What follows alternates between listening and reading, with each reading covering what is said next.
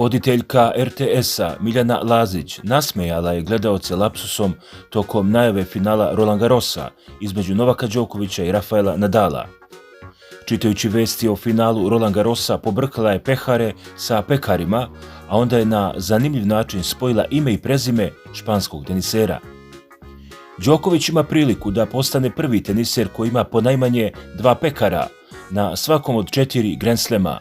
Ovo je 56. meč Novaka i Rafala, a najbolji teniser današnjice vodi sa 29 i 26 pobedama, rekla je voditeljka.